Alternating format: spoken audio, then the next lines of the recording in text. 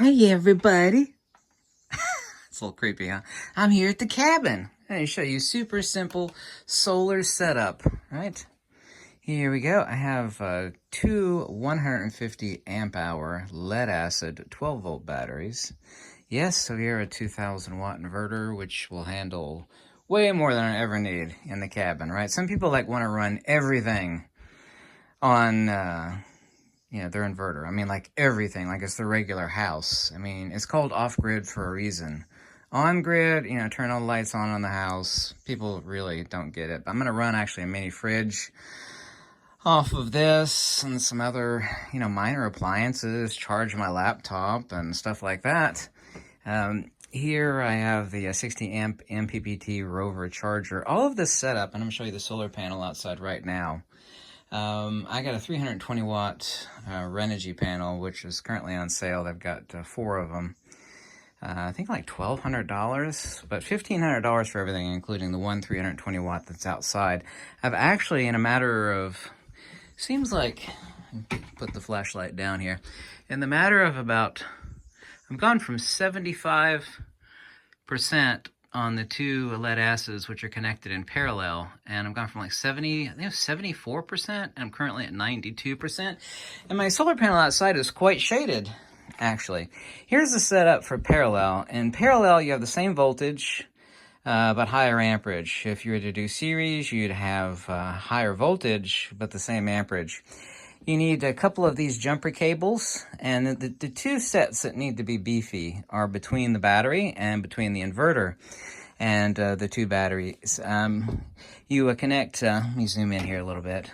You connect positive to positive. So I have this one jumper cable that's going from the positive of one battery to the positive of the other.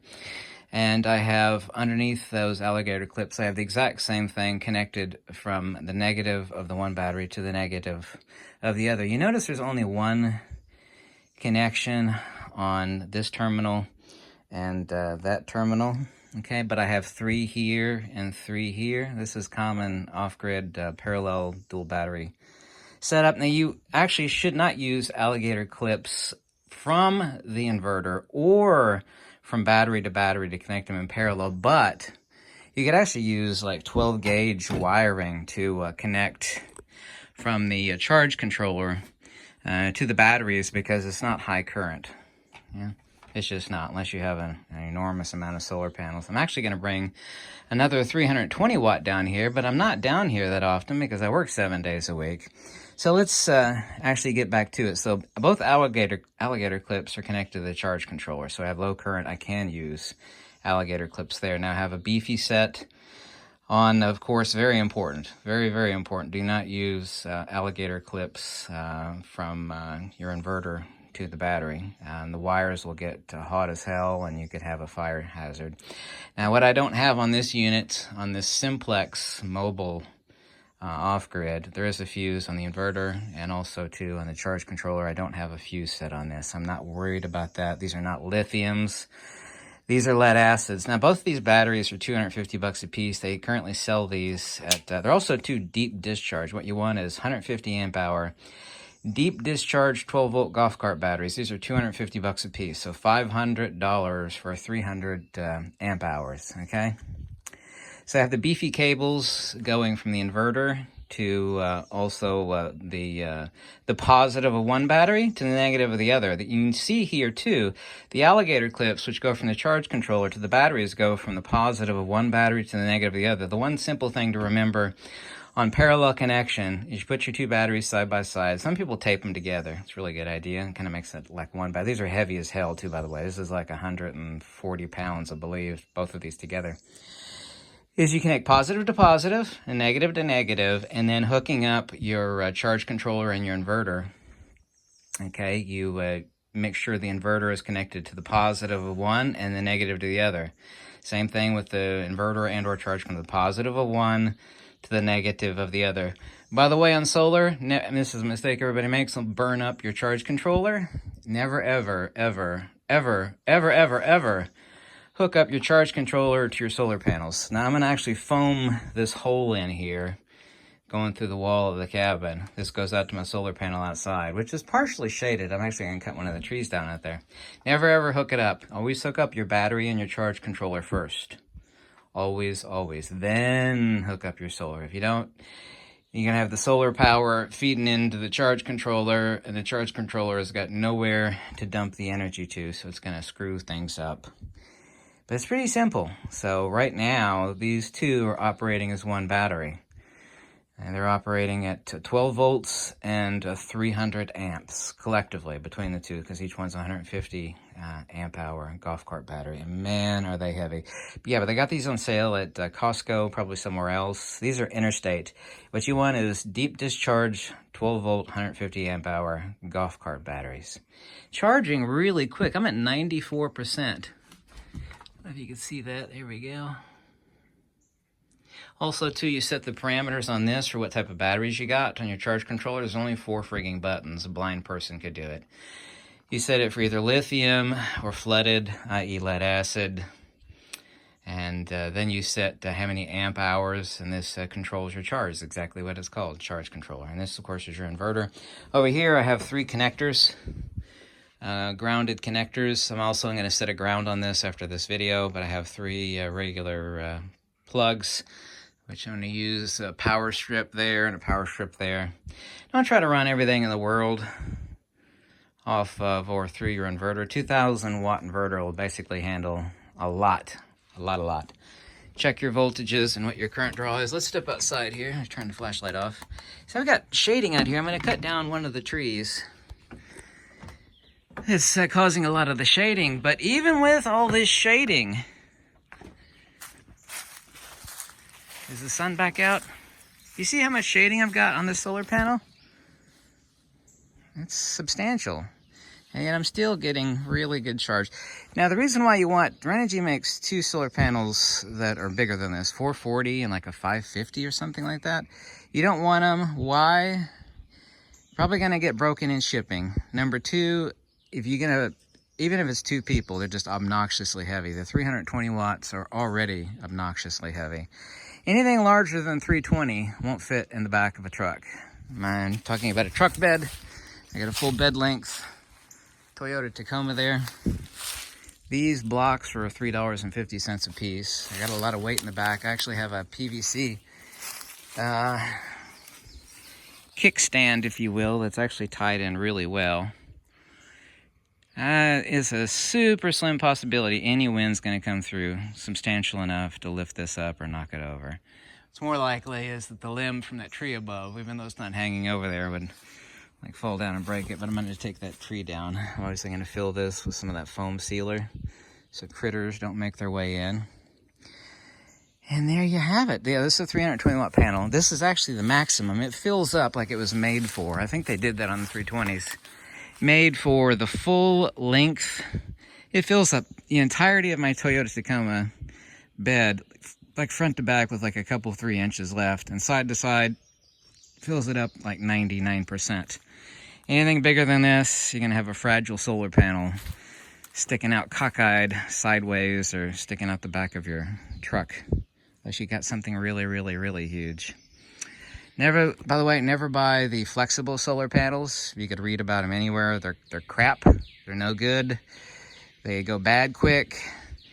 These are the panels actually that are meant to mount on the roof. I would never mount them on the roof. I got a metal roof here, but it's just no. My buddy down this way, his cabin, he's got solar panels the same place as mine. You see how much shading I've got here? People's like, oh, this used to be an issue with earlier generation solar panels. It's like you had to have full blast on the panel, otherwise you were getting nothing. That's not the case anymore. Yeah, currently these are on sale, like 4 of these for $1,250. I think $1,250. The totality of everything I showed you, charge controller, the inverter, those two batteries, which together are $500, and the panel is right at $1,500. I'm gonna bring another 320 watt out here, but 1 is enough today, especially considering I'm not here. So every time I arrive, the battery is gonna be fully charged. And I'm not gonna be running, 10 appliances at one time. I'm not stupid.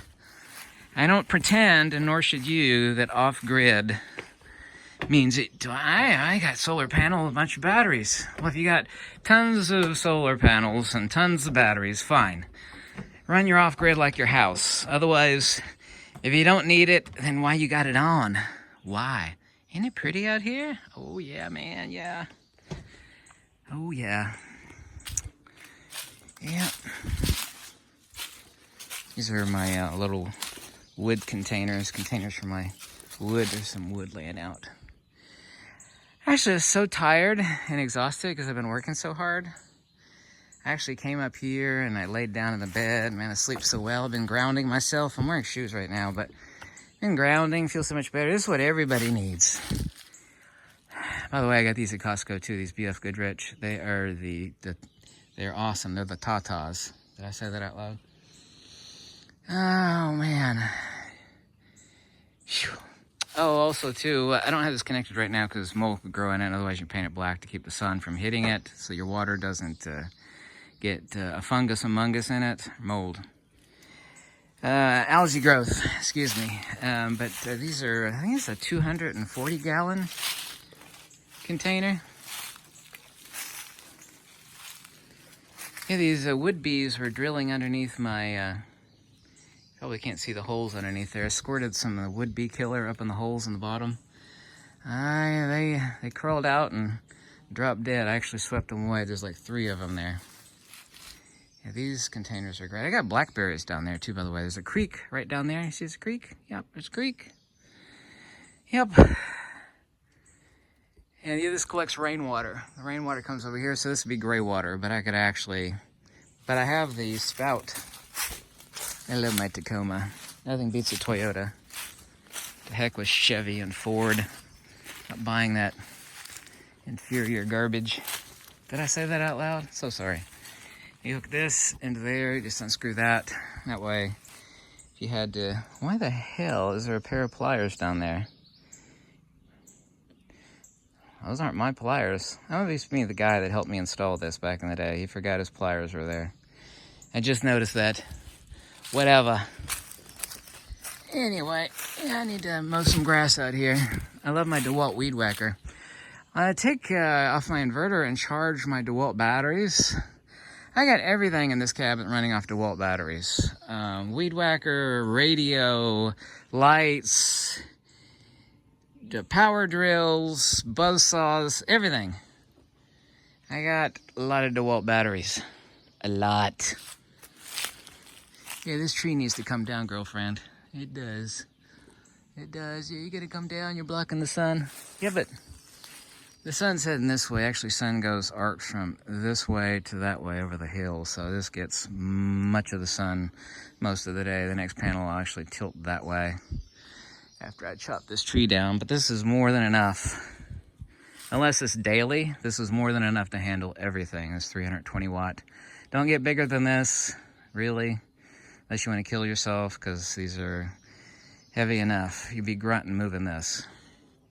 Also, too, the bigger it is, the more torque issue you have, and I could possibly break it in shipping. So, anyway, thanks so much for watching. Can you hear that? That's right. Just hear the birds chirping. That's right. That's all you hear. Catch you later. Catch you later, alligator.